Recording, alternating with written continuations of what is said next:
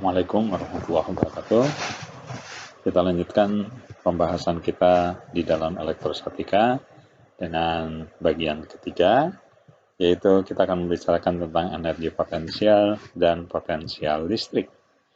Apa energi potensial listrik? Energi potensial listrik adalah besar usaha yang dibutuhkan untuk memindahkan suatu muatan uji Q dari tempat yang tidak berhingga ke suatu titik berjarak R dalam medan listrik yang dihasilkan oleh suatu muatan sumber Q.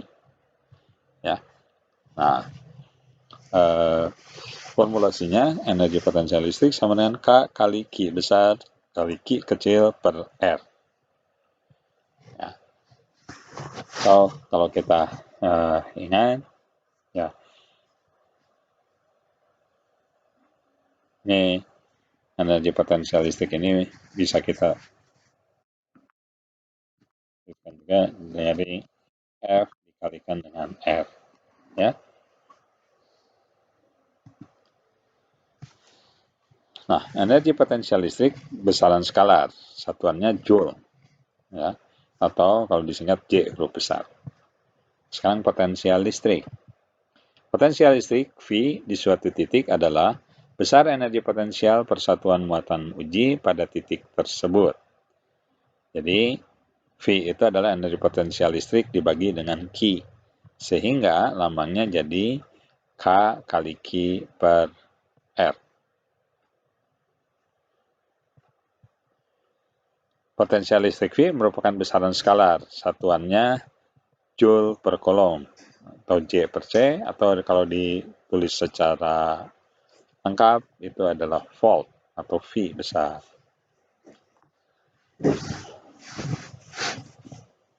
Nah, kalau kita ingin memindahkan sebuah muatan listrik Q dari titik A ke titik B, maka besar usahanya adalah Q sama dengan VB dikurangi VA. Jadi kalau misalkan ini ada satu titik, ini A, ini B, ya, kita pindahkan ini dari sini ke sana.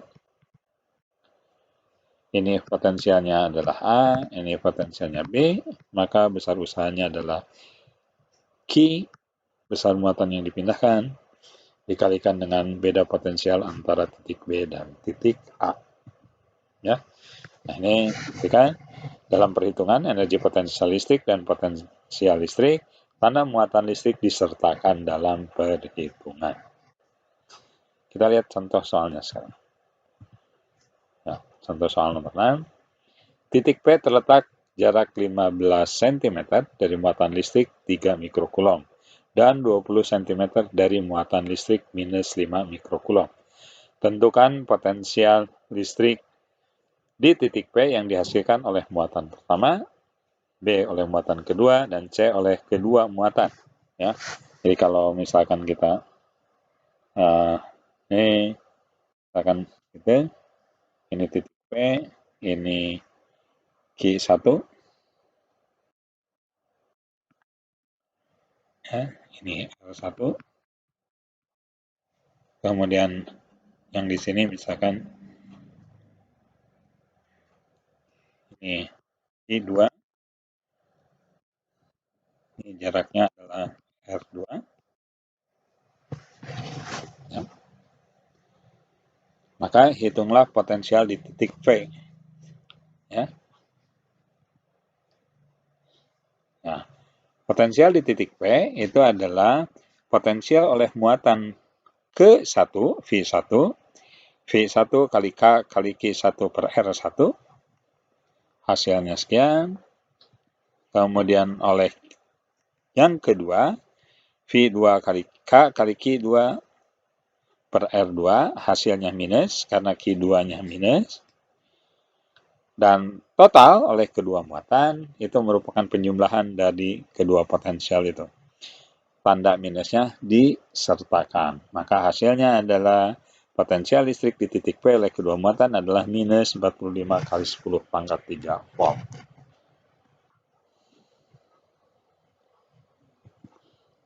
Contoh terakhir, contoh soal nomor 7.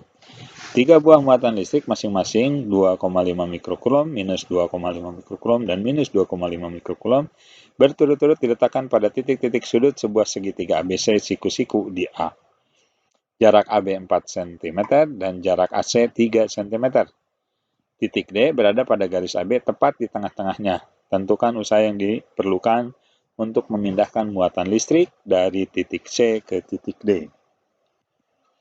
Gambarnya seperti ini, ya. Nih, A, B, dan C.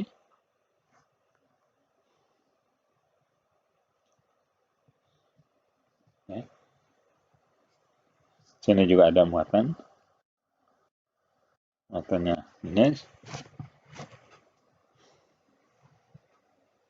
Ya. Bagaimana kita memindahkan muatan dari titik C